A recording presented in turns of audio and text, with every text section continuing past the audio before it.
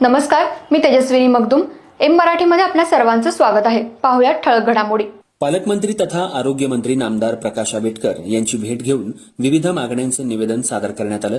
यावेळी पुंडलिकराव जाधव आणि शहाजी भोसले यांच्या प्रमुख उपस्थितीत अनेक स्थानिक प्रश्नांवर चर्चा झाली.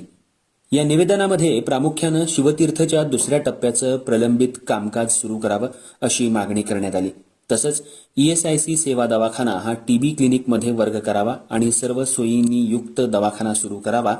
जुन्या ईएसआयसी हॉस्पिटलच्या ठिकाणी सर्व सोयींनी युक्त मोठं हॉस्पिटल सुरू व्हावं असंही सुचवण्यात आलं.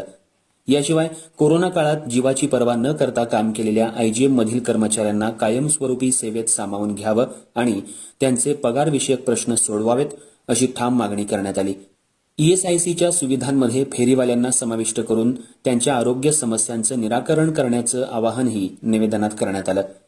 इचलकरंजी शहरात पूर्ण क्षमतेनं ईएसआयसी सेवा दवाखाना सुरू करून सर्व सुविधा उपलब्ध करून द्याव्यात अशी मागणी मांडण्यात आली.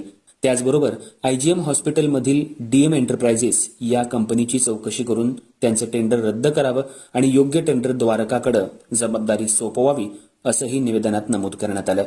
या मागण्यांना सकारात्मक प्रतिसाद देत पालकमंत्री आंबेडकर यांनी सर्व प्रश्नांवर गांभीर्याने विचार करून लवकरच निर्णय घेऊ अशी ग्वाही दिली. यावेळी पुंडलिकराव जाधव आणि शहाजी भोसले, आनंदा कांबळे, संगपाना केटगाले यांच्यासह कार्यकर्ते उपस्थित होते.